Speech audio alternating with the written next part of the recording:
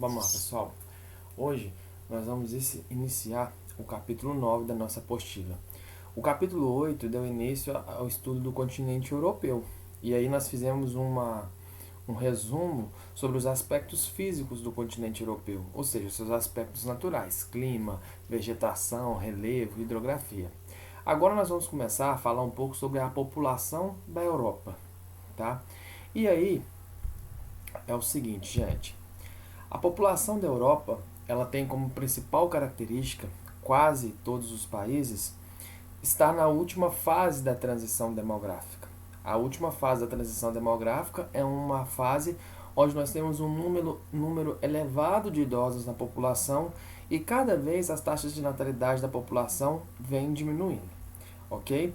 E aí, se a gente pensar dessa forma, a gente vê que quando a população idosa ela está elevada, nós temos que relacionar isso às condições de saúde do continente, que estão cada vez melhores, ou seja, as pessoas vivem mais porque as condições de infraestrutura sanitária, de formação de médicos, enfermeiros e demais profissionais da área da saúde estão excelentes, tá? Então, isso é um aspecto positivo. E a taxa de natalidade está cada vez mais baixa, por quê? Porque como as pessoas elas vão tendo mais acesso à educação, a educação que eu falo de formação, nível superior, nível técnico, as pessoas vão definindo como prioridade na sua vida, mais do que uma família, uma carreira. E como a Europa é o continente que tem a maior porcentagem de população de pessoas matriculadas no ensino superior, isso passa a ser uma constante, tá? Então olha aqui, ó, eu tenho dados para vocês aqui de crescimento da população. Você tem aqui, por exemplo, ó, membros da União Europeia, são esses países, esses outros aqui, os que não têm estrelinha não são membros da União Europeia. Você observa que alguns países do continente europeu, no caso aqui a Albânia, um pouco mais de 1% de crescimento natural. Lembrando que o crescimento natural ou crescimento vegetativo é o que leva em consideração a taxa de natalidade e a taxa de mortalidade. Tá? Então você observa ó, que a Albânia, até a Holanda, nós temos um crescimento muito aquém do esperado. A taxa de reposição para que um país não venha a ter perdas no que diz respeito à população econômica ativa tem que ser de pelo menos 2,2. Esses países aqui da Europa, ó, com exceção da Albânia, que tem um pouquinho a mais de 1%, todos os outros estão abaixo de 1%. E quando chega aqui na Letônia, Romênia, Estônia, Hungria, Lituânia, Belarus, Rússia, Bulgária e Ucrânia, o crescimento está negativo, o que é pior ainda, tá? E aí a gente vai ver mais pra frente agora que isso aí vai gerar um problema lá na pirâmide etária do continente europeu, tá?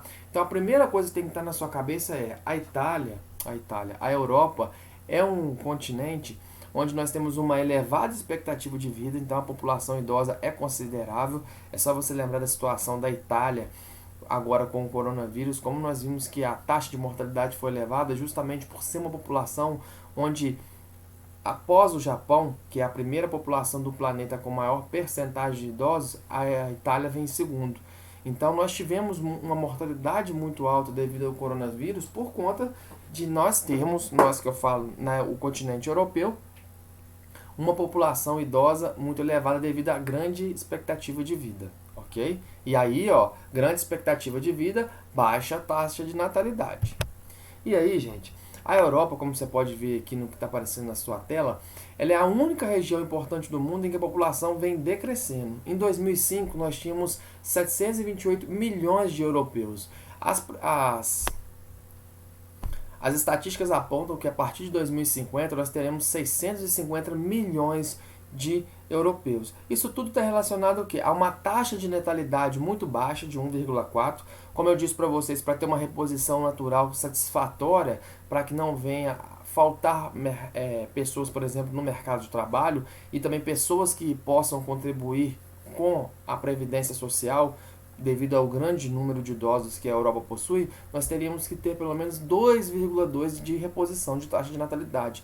No entanto, a Europa, que é considerado o continente onde nós temos mais idosos, tem apenas uma taxa de reposição de média de 1,4, tá?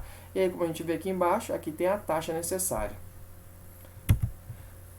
A pirâmide do continente europeu, ela se encontra assim. Em 2005, ela estava dessa maneira aqui, ó. Observa que nós tínhamos uma taxa de natalidade aqui, ó, bem parecida com a expectativa de vida. Veja que o número de pessoas que nasciam aqui na base da pirâmide era quase similar ao número de idosos, tá? E aqui no meio até que nós tínhamos uma população economicamente ativa bastante significativa.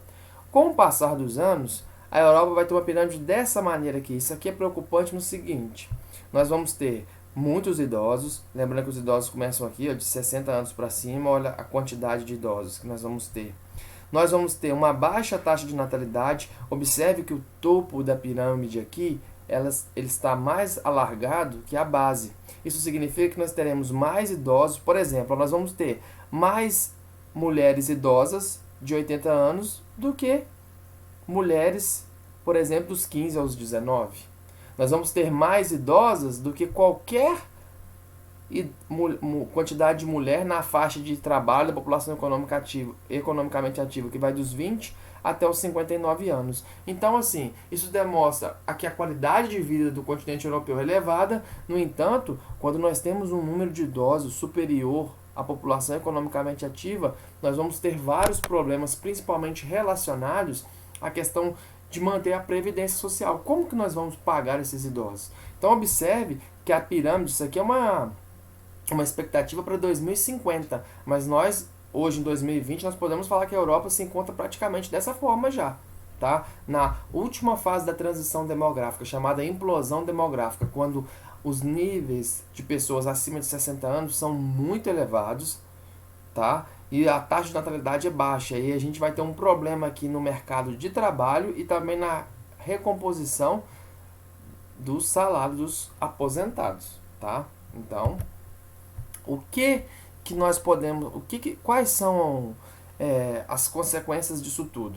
Você observa que a baixa taxa de natalidade ela reflete no aumento de idosos na população, ou seja, nós temos poucas crianças nascendo e nós temos já uma população de idosos significativa. A expectativa de vida aumenta a cada ano, graças a Deus, devido à qualidade do serviço de saúde no continente. Então a população idosa só vai aumentando. E aí o seguinte: para manter a força de trabalho, o que os governos vão ter que fazer? Porque se eu tenho uma base da pirâmide onde eu tenho a taxa de natalidade baixa, vai chegar um momento que, quando nós chegarmos no miolo da pirâmide, ou seja, na parte ali que pega dos 20 aos 59 anos de idade, vai haver falta de mão de obra. E uma economia precisa de mão de obra para que ela possa deslanchar. Então, o que os governos vão ter que fazer? Primeiro, para não faltar mão de obra, nós vamos ter que elevar a idade para aposentadoria. Aqui no Brasil, hoje, uma mulher aposenta com 62 anos e um homem com 65. Por exemplo, na Inglaterra, a mulher é 70 e o homem 72. Isso justamente por conta da baixa taxa de natalidade, o que acarreta falta de mão de obra no mercado de trabalho. Um país sem mão de obra não desenvolve economicamente. Vai ter que permitir a entrada de imigrantes, porque mesmo que a população passe a ter um número maior de filhos, isso aí é um processo a médio prazo para que eles entrem no mercado de trabalho. Então, uma criança, ela nasce hoje, em média ela entra no mercado de trabalho com 18 anos. Então, enquanto essas crianças não chegam ao mercado de trabalho, as crianças nativas, é interessante que permitam os países que entrem um número considerável de imigrantes para suprir essa falta de mão de obra. E no capítulo 10 a gente vai ver quais as consequências dessa permissão da entrada de imigrantes, tá? E aqui tem um dado. Observe aí, ó, a Alemanha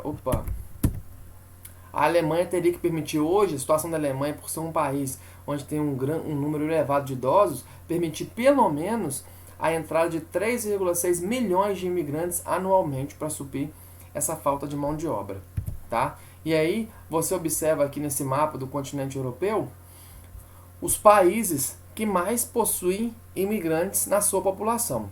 Quanto mais próximo da cor laranja aqui, quer dizer que maior é o número de imigrantes que vão estar nesses países. Aqui, ó, esses países de laranja aqui, mais ou menos 12% da população é composta por pessoas que veio de fora, ou seja, de imigrantes. Quando está laranjadinho assim, como a França, a Espanha e Portugal, está entre 4% e 12%. E quando está amarelo assim, menos de 4%. Por exemplo, aqui como a Itália. Tá? A gente vai ver que essa questão da imigração no continente europeu ela é muito problemática, tá? Então, para a gente fazer uma amarração aqui e terminar essa videoaula, eu quero que vocês entendam o seguinte: a população da Europa, ela é composta principalmente por pessoas idosas, tá? A pirâmide europeia hoje ela tem uma base cada vez menor, indicando baixas taxas de natalidade, e um topo que está alargando cada vez mais, indicando que as expectativas de vida do continente são elevadas devido às boas condições de saúde e saneamento básico.